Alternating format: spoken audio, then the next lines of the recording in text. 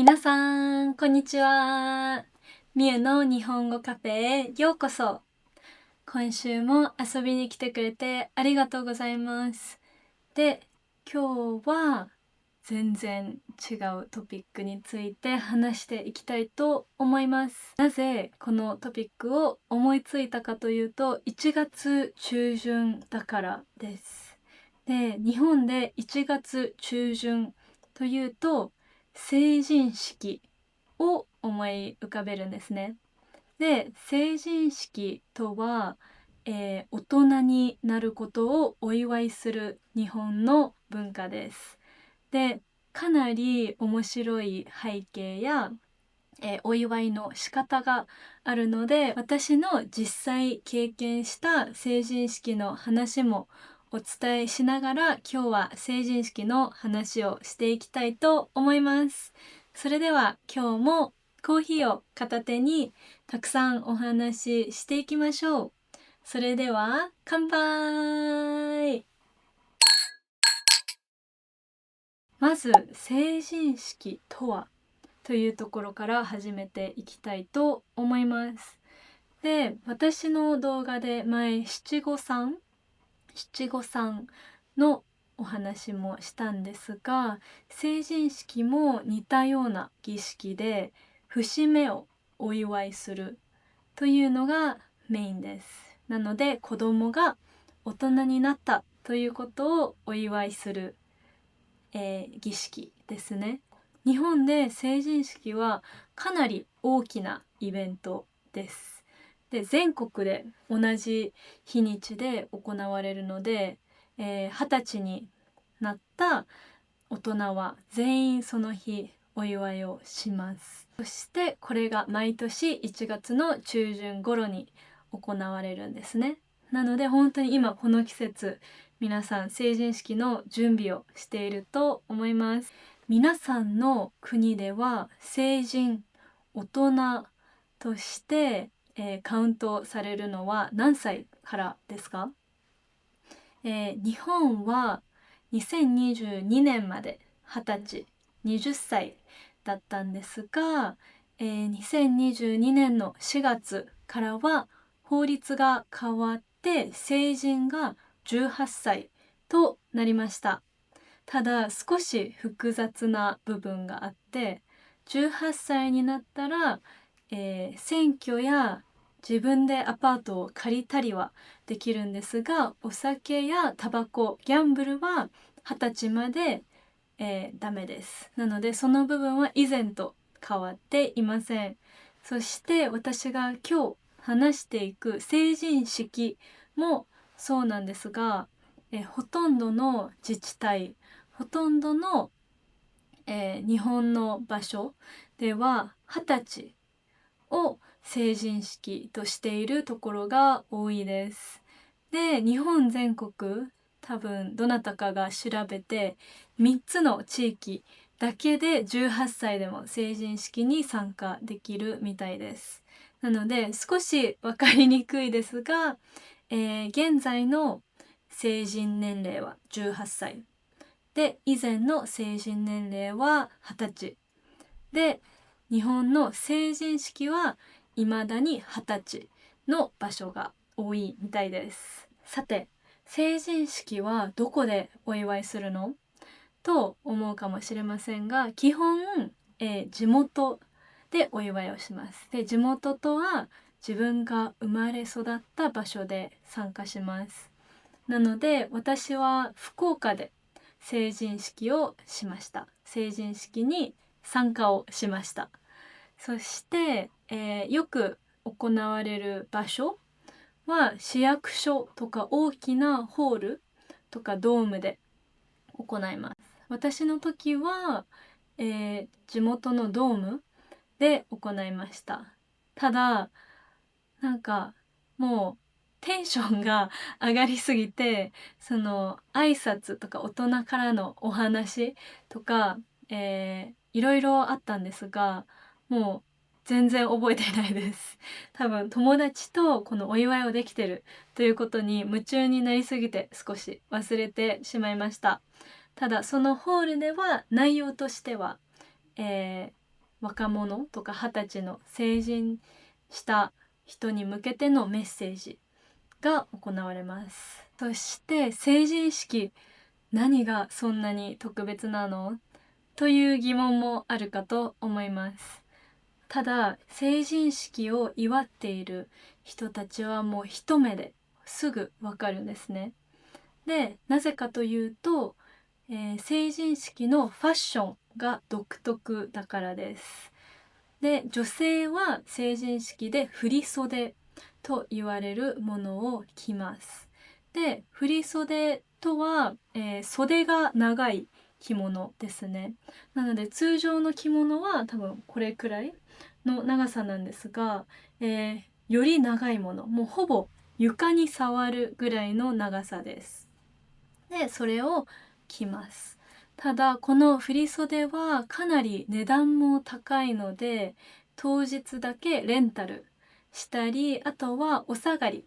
自分のお母さんやおばあさんが着ていたものを着るっていう人が結構多いです。で、実際に私もお下がりを着て当日は成人式に参加しました。で、私はすごく楽しかったのが、友達の振り袖だったり、どんなアクセサリーをつけてるかがいっぱい見れるので、それはすごく楽しかったです。振り袖はとても綺麗で、あと可愛いんですが、少し大変な部分がいくつかあって、まず結構重くて動きにくいんですね。で、着物って結構ここで縛られたり、紐がいっぱい中はついているので、まず動きにくいので、移動は私は成人式会場まで両親に車で送ってもらいました。もう自分で電車に乗れないって思って、助けてもらいました。あともう一つ大変なのが、成人式の、式自体は午前に行われることが多いので、私は朝早く起きました。で、かなり朝早く起きて、多分朝の5時とか6時とかに起きて、まず美容院に行きます。で、美容院で髪とメイクをしてもらいます。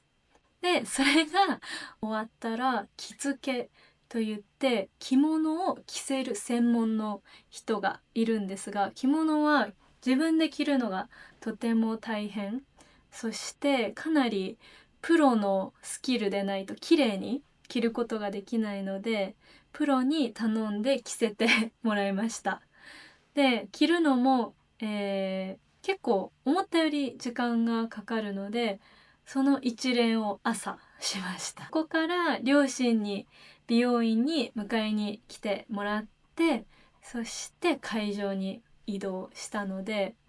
その準備が意外と大変でしたね。女性は振り袖を着ることが多くて、男性は多くの人がスーツで参加します。ただ私の成人式はド派手成人式としても全国的に有名で、派手な袴やリーゼント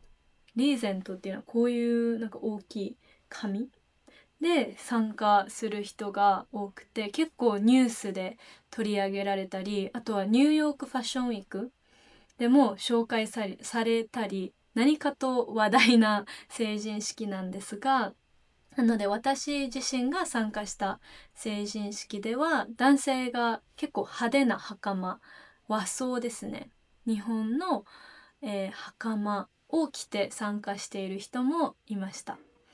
みんな結構派手なので、髪をもう真っ赤に染めたり、あと袴がもう金でいろんな感じの刺繍が裏に入っていたりと、すごく興味深かったです。私は結構本当に面白いなと思ったので、結構その写真も撮りました。